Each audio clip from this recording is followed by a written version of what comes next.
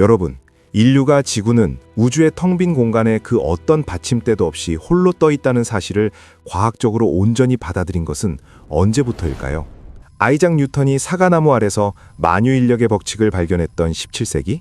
아니면 인류가 직접 우주선을 타고 나가 지구의 사진을 찍어온 20세기 중반? 분명한 것은 불과 몇백 년 전까지만 해도 인류의 대다수는 우리가 발을 딛고 있는 이 거대한 땅덩어리가 허공에 떠 있다는 사실을 상상조차 하지 못했다는 것입니다. 그것은 인간의 직관에 철저히 위배되는 일이기 때문입니다.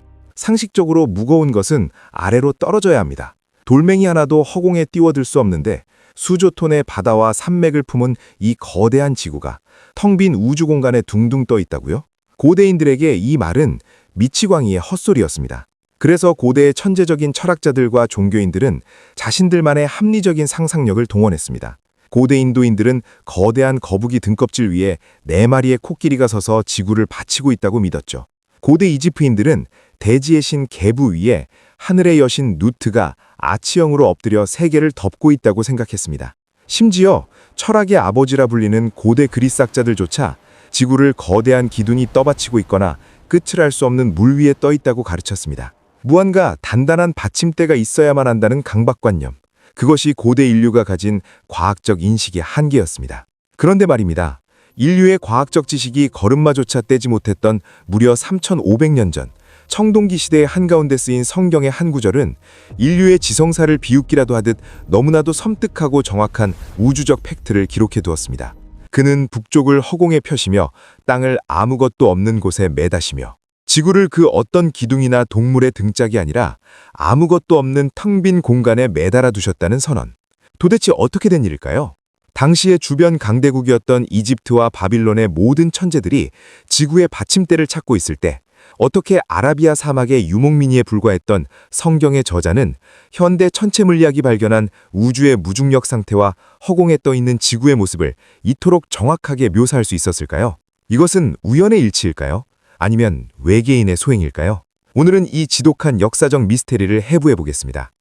하지만 여러분, 영상 끝까지 채널을 고정하셔야 합니다. 왜냐하면 이 구절에 숨겨진 진짜 소름 돋는 반전은 이것이 단순한 과학적 선견지명을 자랑하기 위해 쓰인 글이 아니라 인생의 바닥으로 추락해 텅 빈 허공을 헤매는 현대인들의 심리를 향해 던지는 가장 압도적인 위로의 메시지이기 때문입니다.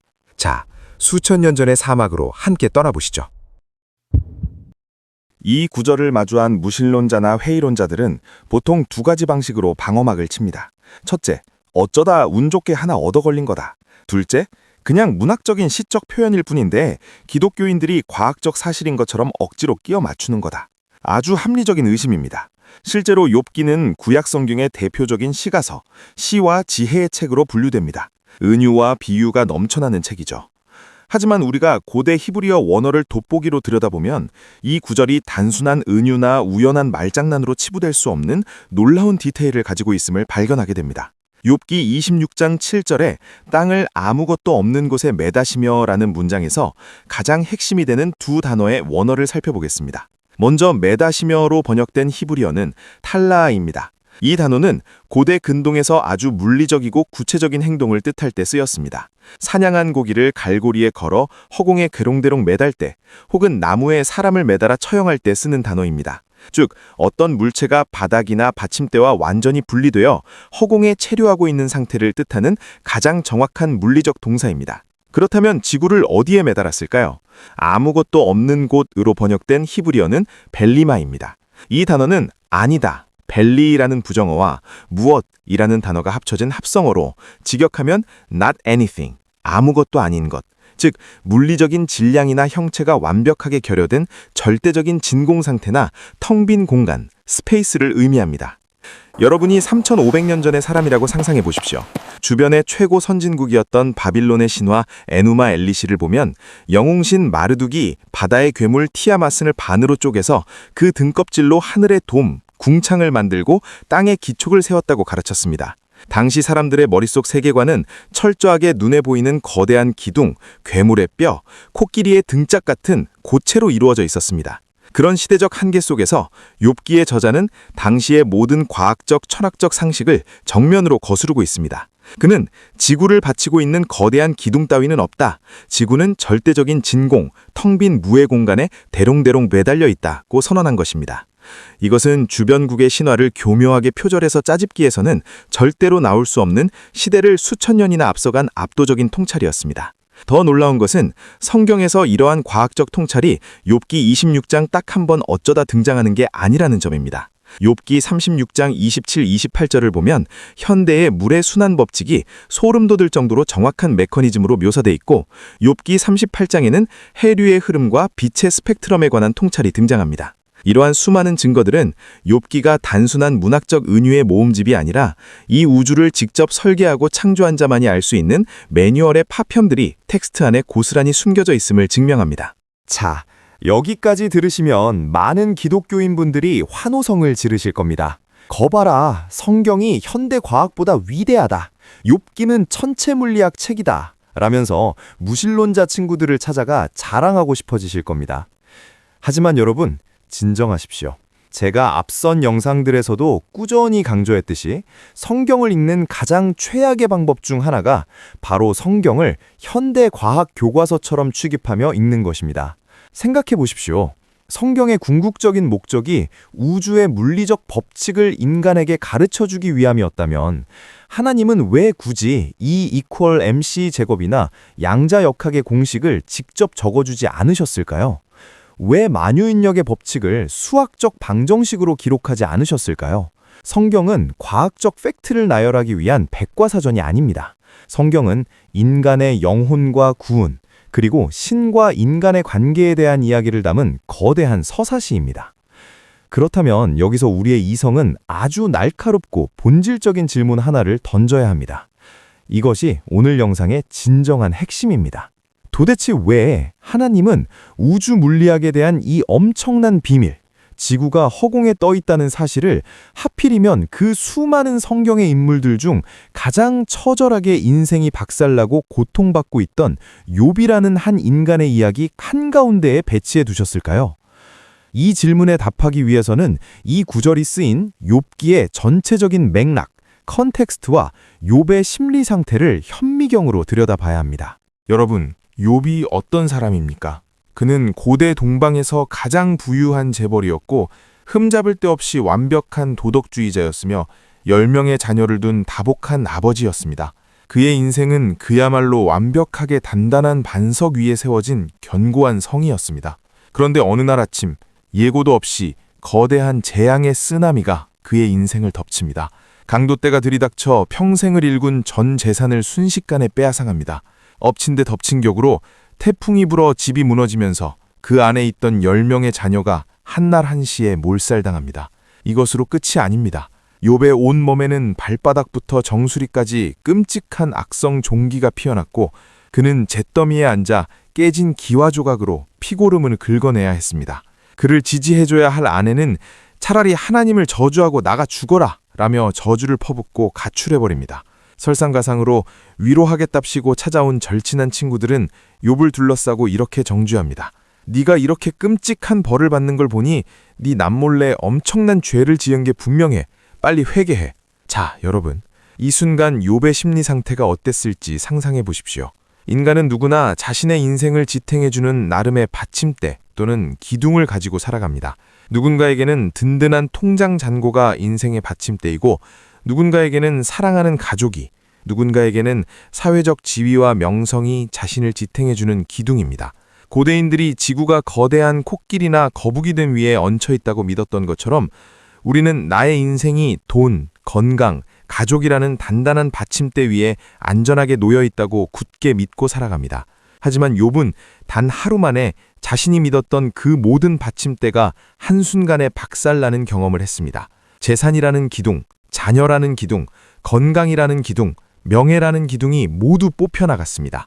욥의 발밑에는 이제 아무것도 남지 않았습니다. 그는 캄캄하고 텅 빈 시면, 끝을 알 수 없는 무의 공간으로 끝없이 추락하고 있는 끔찍한 무중력 상태를 경험하고 있었던 것입니다. 친구들과 논쟁을 벌이던 욥기 26장의 욥은 벼랑 끝에 매달려 피를 토하며 절규하고 있습니다. 하나님, 도대체 왜 저에게 이러십니까? 제 발밑에 왜 아무것도 없습니까? 왜 저를 이 텅 빈 허공에 내버려 두십니까? 바로 그 처절한 절규의 가운데서 우주의 신비인 욥기 26장 7절의 고백이 터져 나온 것입니다. 그는 북쪽을 허공에 펴시며 땅을 아무것도 없는 곳에 매다시며. 이 구절은 단순한 천체 물리학의 묘사가 아닙니다. 이것은 모든 인생의 받침대가 무너져 내리고 허공에 내던져진 욥이 그 극한의 고통 속에서 역설적으로 깨달아가는 신앙의 위대한 도약입니다. 성경을 가만히 읽어보면 하나님은 욥의 고통에 대해 네가 이러이러해서 고통받는 거야 라고 친절하게 이유를 설명해 주시지 않으십니다. 대신 하나님은 욥을 데리고 광활한 우주로 시선을 돌리십니다. 폭풍우 속에서 나타나신 하나님은 욥에게 묻습니다. 욥아, 네 발밑이 텅 빈 것 같아 두렵드냐? 네 인생을 지탱해 줄 기둥이 다 부서져서 끝없이 추락할 것 같아 공포스럽느냐? 그렇다면 고개를 들어 저 지구를 보아라. 수조톤의 바다와 산맥을 품은 저 거대한 땅덩어리가 어디에 얹혀 있느냐? 거북이 등이냐? 코끼리 등이냐? 아니다. 지구의 밑에는 완벽하게 아무것도 없는 빈 공간, 벨리마뿐이다. 하지만 욥아, 똑똑히 보아라. 그 거대한 지구가 허공에서 추락하여 박살났느냐? 아니다. 텅 빈 우주 공간 속에서도 지구는 정확한 궤도를 돌며 생명력을 유지하고 완벽한 균형을 잡고 있다. 왜 그런 줄 아느냐? 눈에 보이는 단단한 받침대가 있어서가 아니다. 눈에 보이지 않는 나의 거대한 손, 만유인력과 우주의 질서가 아무것도 없는 그 허공 한가운데서 지구를 붙들고 있기 때문이다. 여러분, 이것이 욥기가 우리에게 던지는 진짜 소름 돋는 메시지입니다. 내가 아무것도 없는 텅 빈 우주 공간에 이 거대한 지구를 매달아 놓고도 완벽하게 지켜낼 수 있는 창조주라면 네 인생의 모든 기둥이 뽑혀나가 네가 텅 빈 허공으로 추락하고 있는 바로 그 순간에도 내가 너를 붙들고 있지 않겠느냐? 신앙이란 무엇입니까? 기독교에서 말하는 진짜 믿음이란 내 통장의 잔고나 내 건강, 내 화려한 스펙이라는 눈에 보이는 코끼리 등짝 위에 내 인생을 올려놓고 안심하는 것이 아닙니다. 눈에 보이는 모든 받침대가 산산조각 나서 사라져버렸을 때, 내 발밑이 캄캄한 허공뿐이라는 사실에 절망할 때, 비로소 나를 끝없는 추락에서 붙잡아주는 보이지 않는 영적 중력을 온몸으로 경험하는 것, 그것이 바로 성경이 말하는 살아있는 믿음입니다. 자, 영상을 마무리할 시간입니다. 고대인들이 지구가 거대한 짐승 위에 놓여 있다고 믿을 때 3500년 전에 욥기가 지구는 아무것도 없는 공간에 매달려 있다고 정확히 묘사한 것은 기독교가 과학적으로 우월하다는 것을 잘난 척하기 위한 장치가 결코 아닙니다. 그것은 이 부조리하고 고통스러운 세상 속에서 하루아침에 직장을 잃고 건강을 잃고 사랑하는 사람을 떠나보내며 인생의 허공으로 내던져진 수많은 현대의 욥들을 향한 창조주의 처절하고도 웅장한 러브레터입니다. 두려워하지 마라. 네 발밑에 아무것도 없는 것 같지만 사실 너는 추락하고 있는 것이 아니라 내 은혜의 거대한 궤도 안을 비행하고 있는 것이다. 내가 허공에 지구를 띄워두었듯 내가 너의 깨진 인생도 허공에서 온전히 붙들 것이다. 우리는 늘 묻습니다. 하나님, 왜 저에게 이런 고통을 주십니까? 신은 언제나 침묵하는 것 같습니다. 하지만 우리가 고개를 들어 저 텅 빈 밤하늘에 말없이 떠있는 지구와 별들을 바라볼 때 우리는 그 침묵 속에 담긴 가장 웅장한 대답을 듣게 됩니다. 과학적 팩트는 그저 이 위대한 위로를 담아내기 위한 그릇이었을 뿐입니다. 오늘 영상 어떠셨나요? 성경을 단순한 고대 신화나 따분한 도덕책으로만 치부했던 분들의 머릿속에 작은 지적인 균열과 심리적인 위로가 함께 일어났기를 바랍니다. 이처럼 성경 안에는 우리의 이성과 과학, 역사를 꿰뚫으면서도 동시에 인간의 가장 깊은 상처를 어루만지는 소름 돋는 통찰들이 수없이 많이 감추어져 있습니다. 하지만 수박 겉핥기식의 한 줄 요약으로는 결코 이 깊은 우물에서 진리를 길어 올릴 수 없습니다. 오늘 다룬 욥기의 우주론처럼 현대 과학도 놀라게 한 성경 속의 팩트들과 그것이 현대인의 삶에 던지는 심리학적 메시지들을 더 깊이 파헤치고 싶으신가요? 저희 태초회에서는 이성적인 의심을 가진 분들, 그리고 더 깊은 지적 확신을 원하는 분들을 위해 아주 특별한 자료를 준비했습니다. 영상의 고정 댓글 링크를 클릭하시면 오늘 영상의 핵심 자료는 물론 수천 년을 이어온 성경을 탐구한 모든 심층 분석 자료를 한 곳에 모아둔 통합 자료실을 태초의 구독자분들께서 무료로 보실 수 있게 개방해뒀습니다. 단순한 은혜를 넘어 여러분의 지성을 압도할 탄탄한 역사적, 과학적 변증의 세계로 여러분을 초대합니다. 지금 바로 이메일을 남기시고 자료를 받아보세요. 이성이 묻고 우주가 대답하며 상처가 치유되는 공간. 지금까지 당신의 세계관을 넓혀주는 지식 채널 태초에였습니다. 다음 영상에서는 여러분이 상상도 못했던 더 파격적이고 깊이 있는 성경의 이면으로 찾아뵙겠습니다. 구독과 좋아요, 알림 설정 부탁드립니다. 오늘도 허공에 매달린 지구 위에서 안전하고 평안한 하루 보내시길 바랍니다. 감사합니다.